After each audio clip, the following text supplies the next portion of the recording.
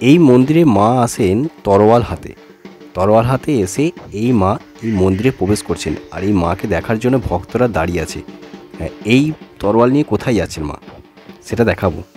তো তার আগে বলে রাখি যে দেখো, যারা চ্যানেলটিতে নতুন আছো অবশ্যই কিন্তু সাবস্ক্রাইব করে পাশে থাকা নোটিফিকেশান যে বেল আইকনটি আছে সেটি প্রেস করে রাখবে।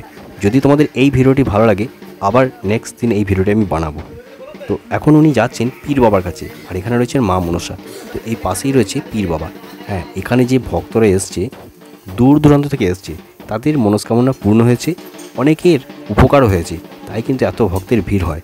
অনেকেই জায়গাটা জানে না, তো অনেকেই আমাকে কমেন্ট করে বলবে যে দাদা ঠিকানাটা বলুন। তো এই ছোটো ভিডিওর মধ্যে ঠিকানা বললে কেউ বুঝতেই পারবে না। আমার লাইভটা ফলো করবে, রাতে 8টার দিকে আমি বুঝিয়ে বলে দেবো। আর এছাড়া আমি ডেসক্রিপশন বক্সে এনার যে কাহিনিটা সেটা দিয়ে দিচ্ছি, সেই ভিডিওগুলো পেয়ে যাবে। সেই ভিডিওর ডেসক্রিপশন বক্সে দেখবে ঠিকানাটা দেয়া থাকবে, তোমরা চাইলে পৌঁছে যেতে পারবে। খুব ভালোভাবে দেওয়া আছে। আর যদিও তাতেও বুঝতে না পারো, আমার লাইভটা ফলো করবে, তাহলে কিন্তু তোমরা বুঝে নিতে পারবে যে ঠিকানাটা কোথায়, কীভাবে যাবে এই মন্দিরটি। এছাড়াও এই মন্দিরে যাদের হাঁটুর ব্যথা, মেয়েদের যেসব গোপন রোগ হয়, এগুলো কিন্তু এই মন্দিরে এসে অনেকের ভালো হয়েছে, তাই তো এত ভক্তের ভিড়। দেখেই বুঝতে পারছো তোমরা।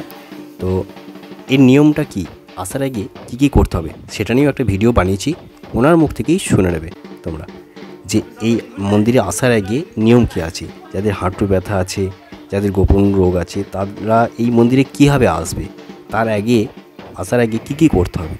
তো এর ঠিকানা কিন্তু ডেসক্রিপশন বক্সে দেওয়া থাকবে। আর যদি বুঝতে না পারো আমার লাইভটা ফলো করবে, তাহলে তোমরা বুঝতে পারবে।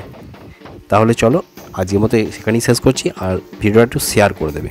চলো বাই বাই, ভালো থাকো।